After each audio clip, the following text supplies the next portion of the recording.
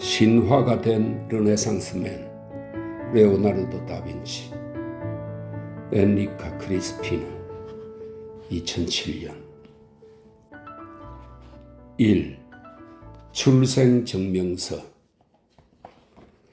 유년 시절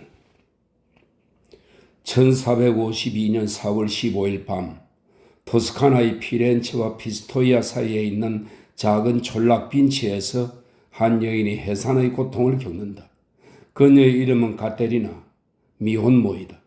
아기의 아빠는 25살 청년 피에로인데 공정인을 하면서 집안 전통을 지켜오고 있다. 그는 여러 세대에 거쳐 공정인으로 일하며 빈치와 주변에 많은 토지를 가지고 있는 명망 높은 가문 출신이다. 일몰부터 저녁으로 간주하던 당시의 시간에 따르면 가테리나가 앙키아노 마을의 농가에서 레오나르도를 출산한 시각은 토요일 밤 3시, 현대 시각으로 밤 10시경으로 추정된다. 친할아버지 안토니오 다빈치가 레오나르도의 출생을 상세하게 기록했다. 내 아들, 세르피에로의 아들이 내 손자가 4월 15일 토요일 밤 3시에 태어났다. 레오나르도라는 이름을 지어주었다. 피에로 디 바르톨로메오 신부님이 세례를 해주셨다. 난니 반티, 메오 디 토니노, 피에로 디 말볼트, 난니 디 벤초, 아리고 디 조반니 테데스코, 모나 리자 디 도메네코 디 블레토네, 모나 안토니아 디 줄리아노, 모나 니콜로자 델 바르나, 난니 디 벤초의 딸, 모나 마리아, 모나 피파 디 프레비코네.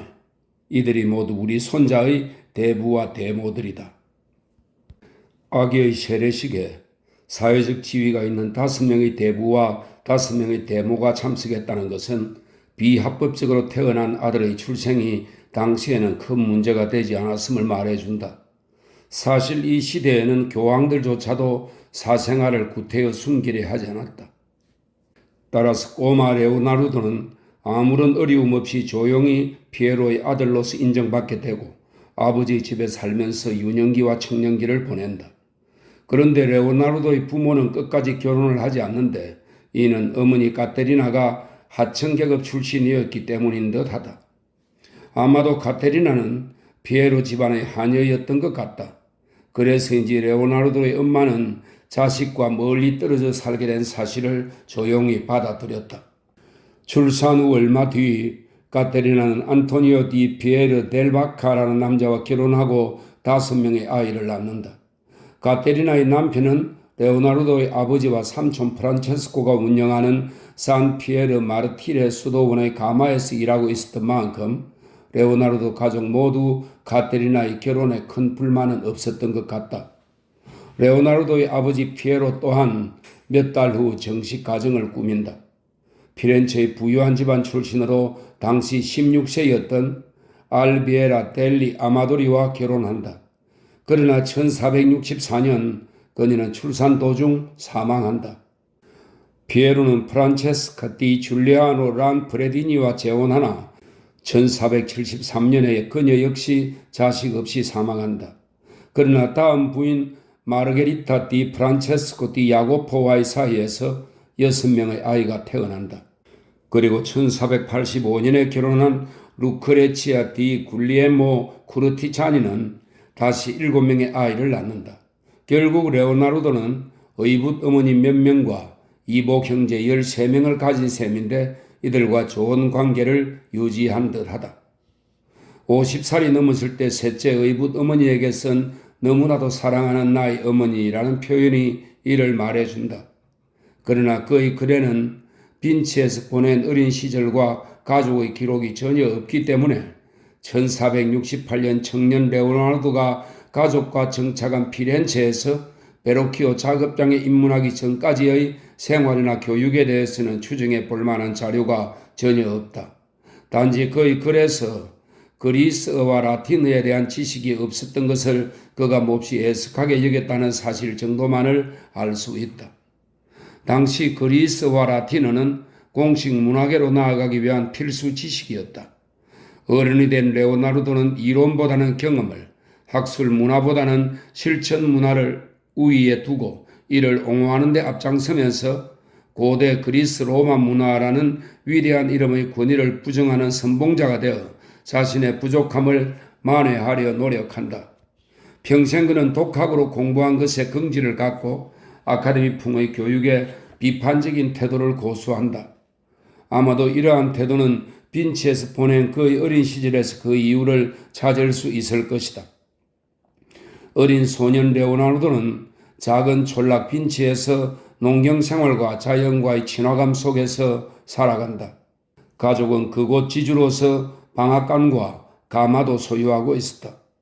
가마는 레오나르도에게 도자기 기술을 발견하는 기회를 제공하였고 몇몇 증거가 시사하듯 이 팔방미인 천재의 다양한 관심사 중 하나가 된다.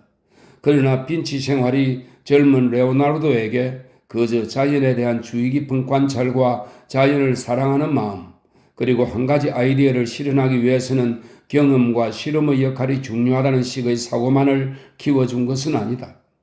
이 당시에도 이미 일종의 교육 체제가 이곳과 외부 세계를 이어주었기 때문에 실제로 토스카나의 작은 촌락은 외부에서 보듯 그렇게 고립된 곳은 아니었다. 피렌체, 엠폴리, 피사와 피스토이아 같은 대도시들도 그리 멀지 않았다. 레오나르도의 아버지는 사업상 정규적으로 피렌체를 방문한 반면 피렌체에 있는 지체 높은 가문 사람들과 기관들은 빈치에 지대한 관심을 두고 있었다.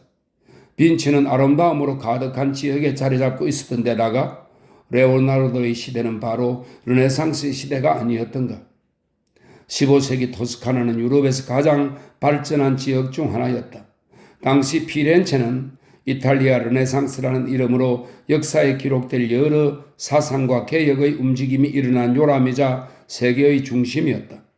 이 개혁의 바람이 빈치까지 불어왔으리라는 것은 의심의 여지가 없다. 지역 예술가들은 이러한 현상에 예민하게 반응했다. 도나텔로에 의해 영향을 받은 듯한 산타크로체 성당의 막달라 마리아 상이 이를 증명한다. 그러나 앞서 언급했듯이 고향에서 보낸 어린 시절 레오나르도가 받은 교육에 대해서는 거의 알려진 바가 없다. 가장 오래된 전기 몇 편이 있기는 하지만 신뢰할 수 없을 뿐더러 큰 도움이 되지 못한다. 그의 전기로 들 수 있는 첫 번째 작품은 무명시 가디아노의 것으로 피렌체 출신의 이 무명 작가는 1540년경의 조각가와 화가들의 전기를 썼다. 결국 레오나르도 전기가 그가 사망한 해인 1519년에서 약 20년이 지난 후 나온 셈이다. 그 다음 두 번째 전기 작품이 조르조 바사리의 미술가 열전인데 이것은 1550년 처음으로 출판되었다. 무명시 가디아노로부터 영향받은 레오나르도의 삶에서 바사리는 빈치에서 어린 시절의 레오나르도가 받은 교육에 대해 애매하게 기술하고 있다. 피에로 다빈치의 아들 레오나르도는 감탄이 절로 나오는 경이로운 존재였다. 지나치게 변덕스럽고 불안정한 성격만 아니었더라면 그의 지식과 문화에 대한 성취도는 아주 깊이를 더할 수 있었을 것이다. 그는 여러 분야의 연구를 시도했다. 그러나 일단 시작한 후에는 포기도 쉽게 했다. 몇 개월 동안 수학을 배우면서 끊임없이 어려운 질문을 하여 선생님을 놀라게 할 만큼 수학 실력을 보이기도 했다. 그는 천성적으로 고상하고 매력적인 영혼의 소유자였던 만큼 음악을 시작하고 얼마 지나지 않아 곧 류트로 적극적이고 멋지게 연주할 수 있었다. 이렇게 다양한 호기심을 가졌지만 한 번도 그림이나 조각 연습을 멈춘 적이 없었다. 그의 상상력에 더 적절한 것은 바로 그림과 조각이었다. 그런데 레오나르도는 피렌체에 있는 베르키오 작업장에 입문할 때 이미 그림을 그릴 줄 알았던 것일까? 그렇다면 혼자 그리는 법을 습득한 것일까? 아니면 스승에게서 배운 것일까? 이런 질문은 아직 해답을 찾지 못하고 있다. 더구나 그의 유년 시절 교육을 둘러싸고 있는 비밀은 이 시대에 이루어진 작품이 한 점도 없기 때문에 더욱 알기 어렵다.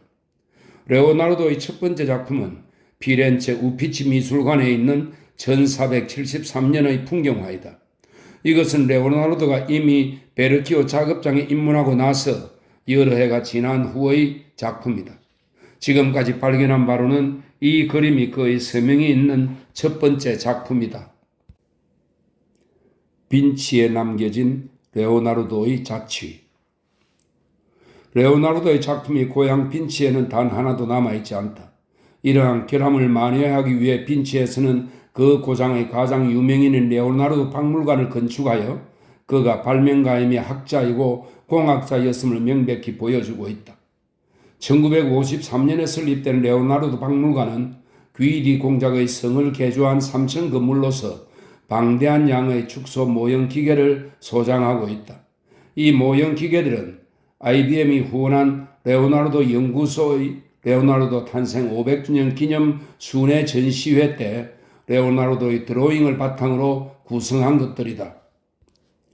성의 광장에는 마리오 체롤리가 1987년에 조각한 빈치의 인물이라는 이름의 커다란 목조 조각이 있는데 이것은 그 유명한 비트로비우스의 인체 비례를 재현한 것이다. 이것이야말로 레오나르도의 천재성을 대표하는 상징이다. 고대 성을 개조하여 만든 박물관 외에도 토스카나 이 작은 마을에는 레오나르도의 진정한 발자취를 이해하는 데 도움을 주는 명망 있는 기관들이 자리 잡고 있다. 우선 레오나르도 도서관을 들 수 있다.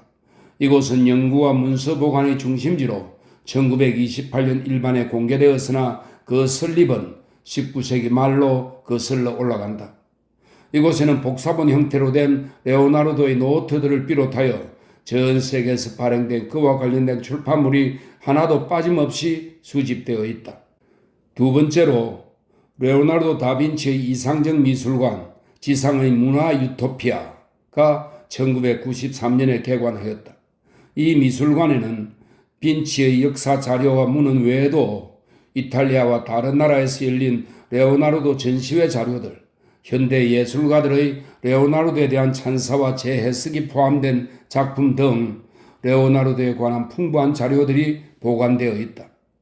세 번째로 빈치에서 약 3km 떨어진 인케아노 마을에 있는 레오나르도의 생가는 1952년부터 일반인에게 공개되었고 1986년에 자그마한 미술관으로 개조되었다. 집안에 있던 물건들은 하나도 남아있지 않지만 레오나르도가 틀림없이 흠모했을 싶은 주변 풍경은 그 매력과 부드러움을 여전히 간직하고 있다. 이러한 이유로 아르노 계곡이라든가 토스카나 지어놓은 모습 등 위대한 예술가의 모든 작품의 복제품이 이곳에 전시되는 것은 당연한 듯하다. 마지막으로 귀리성 근처에 1506년과 1508년 사이 레오나르도 화파가 그린 빈치의 레다를 전시할 새로운 시설이 계획 중에 있다.